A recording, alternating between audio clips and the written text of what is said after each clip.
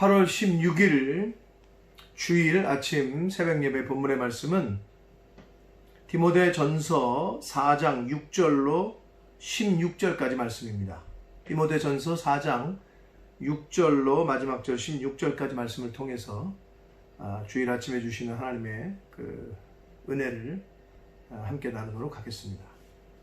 자, 이제 디모데전서는 전반부와 후반부로 나눈다고 말씀을 드렸고 1장부터 3장까지가 전반부, 4장부터 6장까지가 후반부.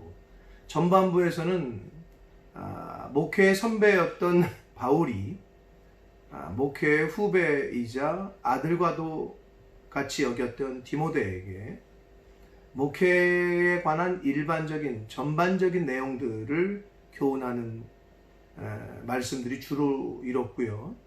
후반부인 4장부터는 이제 목회를 함에 있어서의 목회자로서의 자세에 대해서 주로 교훈을 하는 이제 부분이 후반부라고 말씀을 드렸습니다.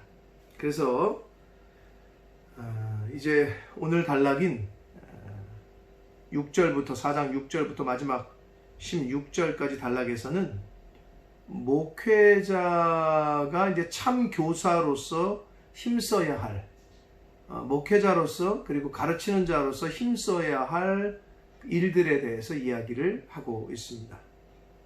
자, 6절부터 한번 보도록 하겠습니다. 내가 이것으로 형제를 깨우치면 그리스도 예수의 좋은 일꾼이 되어 믿음의 말씀과 내가 따르는 좋은 교훈으로 양육을 받으리라 라고 말씀을 하고 있습니다. 이 말씀은 내가 이것으로 했는데 이것은 진리로 하나님의 말씀 그리고 복음으로 라는 말씀입니다. 결국은 여기서 말하는 이것은 하나님의 말씀 그리고 바울이 가르쳤던 가르침들 예수 그리스도의 복음 그것으로 디모데인 내가 형제들을 가르친다면 참 진리로 형제들을 에베소 교회에 있는 성도들을 가르친다면 그리스도 예수의 좋은 일꾼이 될 것이고 그리고 믿음의 말씀 하나님 말씀이죠. 그리고 내가 따르는 좋은 교훈 이것은 뭐냐면 디모데의 어머니는 아주 신실한 믿음이 있었던 분이었는데 유니게라는 분이었고 그리고 그 어머니 즉 디모데에게는 외할머니가 되는 외조모는 로이스라는 아주 좋은 믿음의 가문 로이스라는 외할머니와 유니게라는 어머니로부터 좋은 신앙의 교훈들 전통들을 잘 배웠고 직접 눈으로 봤단 말이에요. 자라면서. 그러니까 여기서 말하는 믿음의 말씀 바울로부터 받았던 진리 교훈 받았던 진리 가르침 받았던 말씀들 그리고 자라면서 집안에서부터 받았던 믿음의 좋은 분들 부모 어머니와 외할머니로부터 받았던 그런 참 신앙의 교육 그런 교훈 삶 이런 것들로 양육을 받는다는 거예요. 결국은 디모데가 하나님의 말씀으로 잘 형제를 가르친다면 그리스도 예수의 좋은 일꾼이 되는 동시에 디모데가 배웠던 교훈 바울에게로부터 들었던 받았던 그런 좋은 하나님의 말씀 그런 지식 그리고 가정에서 배웠던 그런 좋은 교훈들 이것들을 그 에베소 교인들에게 잘 가르쳐 줄 수 있을 거라는 얘기예요. 그들이 잘 양육을 받을 것이다 라는 말씀을 하고 있습니다. 그러니까 결국은 디모데가 하나님의 말씀으로 형제를 잘 깨우쳐야지 그리스도의 좋은 일꾼이 되는 거겠죠. 또 그리스도의 좋은 일꾼이라는 얘기는 성도들을 잘 복음으로 진리로 가르쳐주고 일깨워주는 자가 또 그리스도의 좋은 일꾼이 되겠죠. 그랬을 때에 거기 있는 성도들이 그 믿음의 말씀과 디모데가 따랐던 좋은 교훈으로 이제 양육을 받게 될 것이다 라고 말합니다. 그래서 7절 망령되고 허탄한 신화를 버리고 그랬습니다. 망령된다라는 말은 원어의 의미는 거룩하지 않다라는 말이에요. 거룩하지 않은. 그리고 허탄한이라는 얘기는 무익한, 아무 쓸데없는 그러한 우상 그리고 거짓 교사들의 그러한 이야기들, 그러한 말들을 버리고 경건에 이르도록 내 자신을 연단하라 라고 되어 있습니다.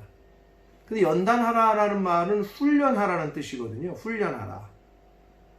경건에 이르도록 내 자신을 훈련하라 라는 얘기인데, 여기서 연단하라라고 말하는 헬라어의 원문이 귐나조예요. 귐나조. 그런 단어거든요.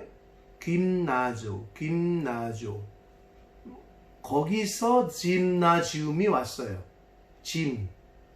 요새 헬스장. 짐이라 그러잖아요. 이 귐나조라는 단어에서 짐나지움이 왔습니다. 거기서 짐이라는 말이 생겨나기 시작한 거예요. 훈련하는 곳, 연습하는 곳. 그렇게 내 경건에 이르도록 자신을 늘 훈련하고 연습하라는 거예요.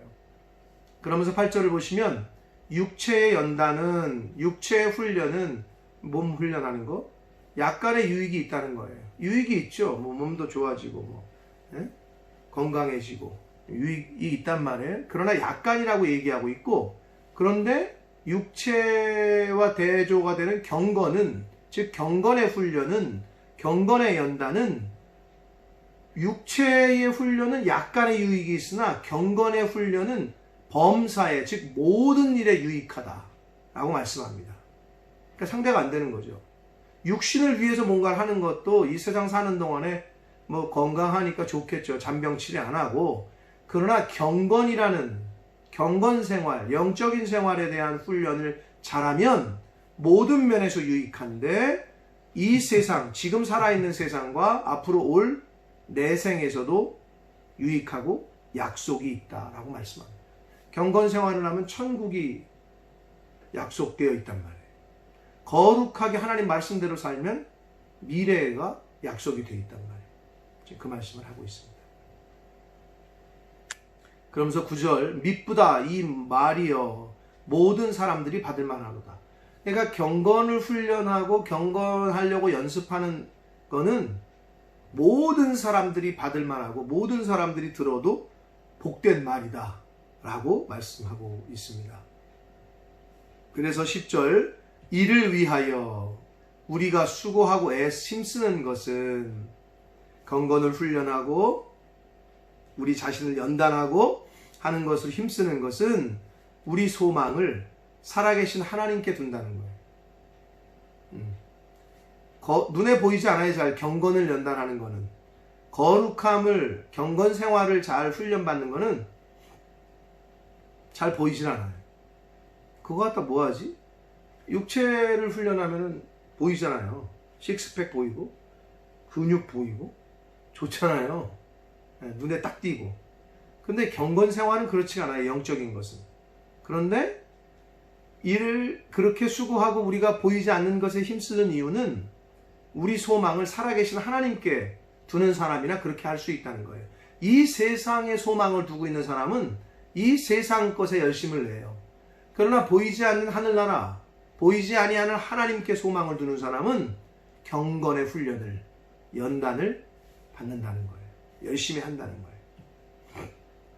곧 모든 사람의 구주신데 특별히 믿는 사람들의 구주가 되시는 하나님께 소망을 둔다는 거예요. 그래서 여러분, 이 땅의 것에 소망을 두고 있는 사람과 하나님에게 위의 것에 소망을 두고 있는 사람은 달라요. 다를 수밖에 없어요. 땅의 것을 쳐다보고 사는 사람과 하늘의 것을 쳐다보고 사는 사람은 당연히 다를 수밖에 없겠죠. 달라야 되고. 경건의 훈련을, 하나님이 기뻐하시는 경건에 이르도록 거룩함의 훈련을 늘 열심히 하고 늘 점검하는 저와 여러분 되시길 축복합니다. 11절을 봅니다. 너는 이것들을 명하고 가르치라.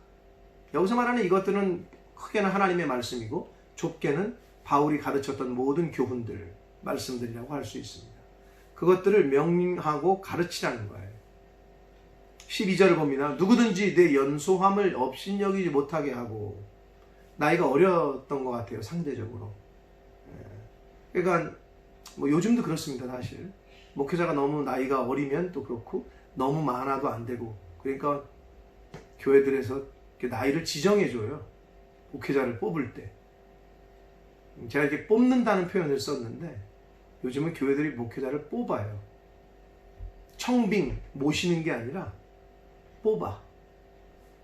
얘기가 곁길로 가겠습니다. 하여튼 이건 요즘은 그런 부분에서도 상당히 우리가 좀 고민을 해보고 교회가 좀 신경을 써야 되는데, 디모데가 나이가 상대적으로 어렸었나 봐요. 그러니까 연소, 너의 나이가 어리다는 걸로 업신여김을 당하지 않도록 조심하라고 바울이 지금 얘기를 하면서, 오직 말과 행실과 사랑과 믿음과 정절, 이 5가지에 있어서 믿는 자에게 본이 되라고 얘기합니다.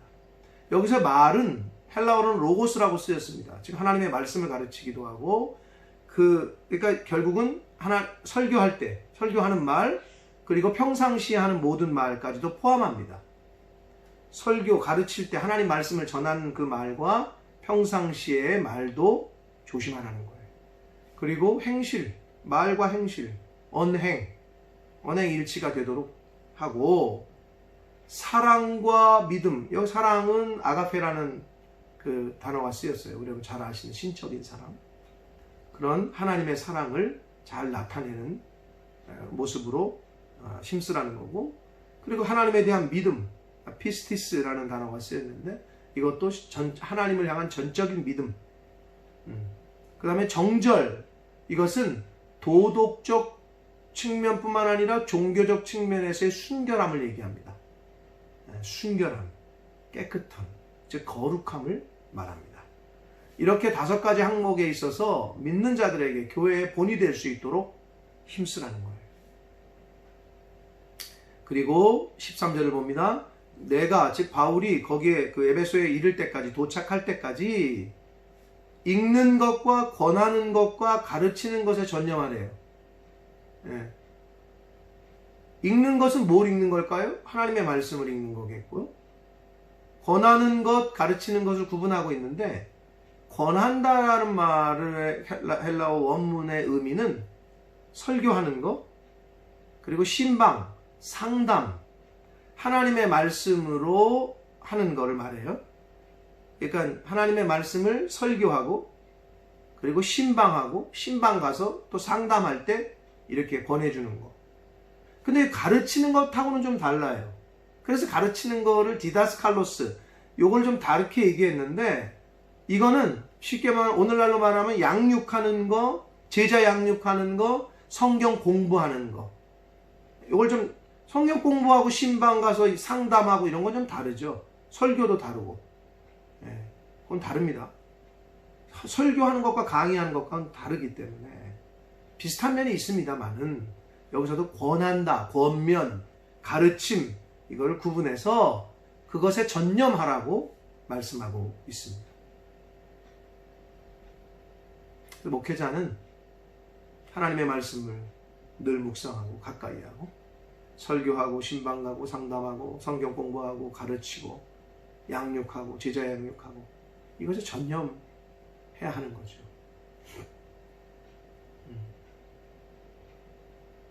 그리고 14절을 봅니다. 내 속에 있는 은사 곧 장로의 회의에서 안수받을 때에 예언을 통하여 받은 것을 가볍게 여기지 말고 그랬어요. 자, 이 말은, 장로는 그 말 그대로 오늘날의 장로, 그 당시에는 어떤 교회 리더들, 연로하신 분들, 나이가 있고 신앙적으로도 있는, 근데 여기서 장로의 회에서 안수받을 때 그랬는데, 이거는 결국은 어느 때 안수받았는지 정확히 기록되어 있지는 않지만, 많은 학자들은 바울이 에베소에 디모데를 두고 오잖아요. 그때에 교회 리더들과 함께 축복하고 안수할 때, 그때를 이야기한다고 봅니다. 근데 여기서 프로스비테리온이 헬라어 원어의 발음이거든요. 프레스비테리온, 여기서 이제 프레스비테리언이라는 그 장로교 그 단어가 그대로 거의 음가 그대로 왔습니다. 그래서 그때 안수받고 축복을 받을 때에 예언을 통하여 그랬잖아요. 이건 뭐냐면 목사들도 그렇고 안수기도를 받을 때 이렇게 주변에 목사님들이 여러 명이 나오세요. 목사 안수 받을 때. 그럼 한마디씩 해주신단 말이에요. 축복의 말씀. 그게 이제 여기서 말하는 예언을 통하여. 예언은 하나님의 말씀을 뜻합니다. 하나님의 말씀으로 축복하는 것. 그때에 받은 하나님 내 속에 있는 성령의 은사, 이것을 가볍게 여기지 말고 모든 일에 전심전력하여 최선을 다하는 거죠. 너의 성숙함을 모든 사람에게 나타나게 하라. 즉 너의 신앙의 진보를 모든 사람에게 나타나게 하도록 최선을 다해서 열심히 하라는 거예요. 쉽게 말해서 목양일념하라고 말씀하고 있습니다. 그러면서 16절, 내가 내 자신과 가르침을 살펴, 항상 자기 자신을 살피고 내가 가르치는 것을 잘 준비하고 살펴서 이 일을 목양하는 거, 권하는 거, 읽는 거, 가르치는 것을 계속하래요.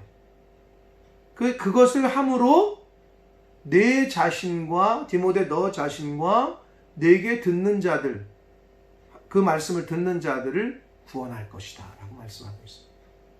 결국은 복음을 잘 배우고 하나님의 말씀을 잘 배우고 하나님의 말씀을 잘 전하고 가르치고 전파해야 할 이유는 그거를 함으로 내가 구원을 받고 나 자신과 내게 듣는 자를 구원하리라.